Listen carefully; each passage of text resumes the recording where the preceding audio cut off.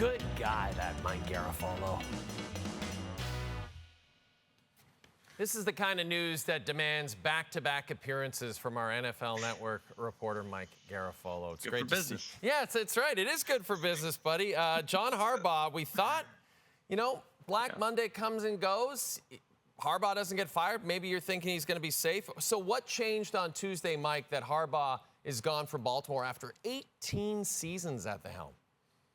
I don't think anything changed. Look, Jay, and I said this to you, there was a bucket of coaches that we were looking for immediate answers on. Pete Carroll was in that one.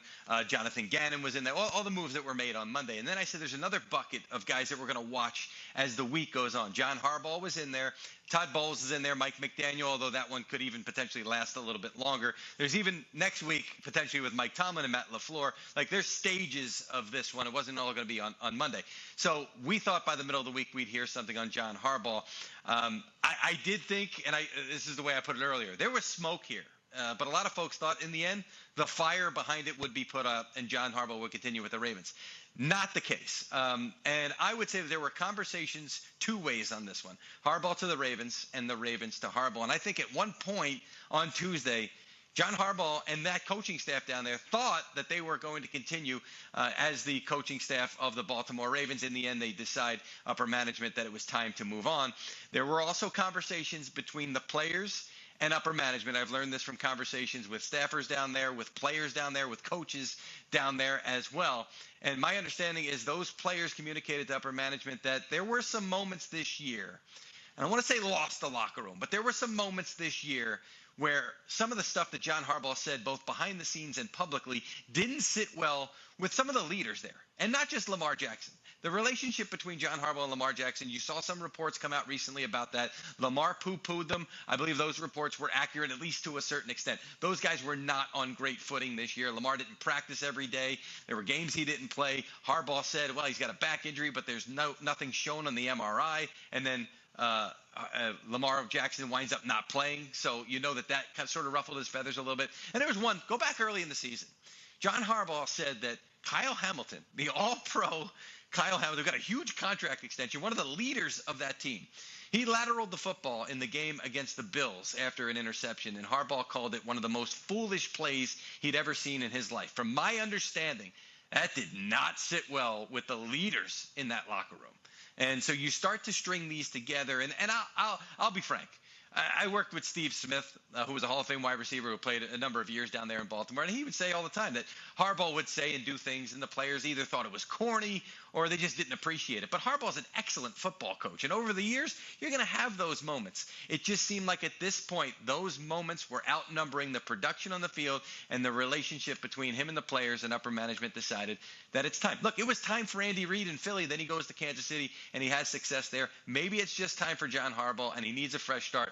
I know that the league right now, those with openings and maybe some without openings, would love to give him the chance to have a fresh start. Okay, so let's talk about that. Like I said, Harbaugh was there for almost 2 decades, Mike. So been a long time since Baltimore's had a coaching opening. So what do you see next for the Ravens, and what do you see next for John Harbaugh? The Ravens got to start from square one here, because the last couple of days were about the communication, figuring out would Harbaugh be the guy and continue, and can they smooth some of these rough edges over. So now it's like they're having a coaching search that they didn't necessarily expect to have, which is fine. I mean, these processes can take a while. It doesn't mean that if you hire a guy late in January, even into February, that he can't be successful. We've seen some success stories. So the Ravens got to figure that out. I talked to somebody down there who said what they need to figure out is to get a coach that can relate to Lamar Jackson personally and from an X's and O's standpoint. And I said, okay, well, who's Lamar's guy in waiting? And they said, he doesn't talk to anybody. So it's not like he's got this long-term coach that he's known for a while and you can bring that guy in. He's going to have to build a relationship with somebody, and he's going to have to be part of this coaching search process if you, the Ravens, want to make sure that you get a guy who's got a great relationship with him. So I think that that's the biggest thing. Doesn't necessarily have to be an offensive-minded head coach, although that could really help. As for Harbaugh, he has gotten the interest from those teams, like I said, those with openings and even those without, who said, well, if we can get John Harbaugh, then we'll move on from our guy. So keep an eye on that potentially in the coming days. I put the New York Giants at the top of his list, and I put him at the top of the Giants list, and we'll see how that plays out. The Giants currently in an interview process with Kevin Stefanski. They think highly of him. But John Harbaugh and everything he brings, the proven track record, that is going to be something that the Giants are going to love to get the chance to explore here. So I know that Harbaugh appreciated working for a really good organization with the Ravens and a really good owner. The Giants are a really good organization, and they have good ownership to work for as well. So that's going to be appealing to Harbaugh, plus the history and the tradition of the Giants.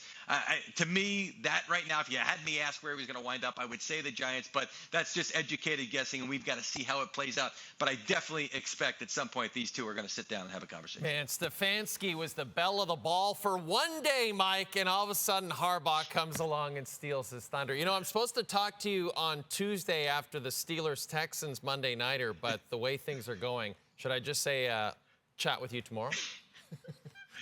Well, I'll give you the line from the Truman Show. If I don't see you, good afternoon, good evening, and good night, Jay.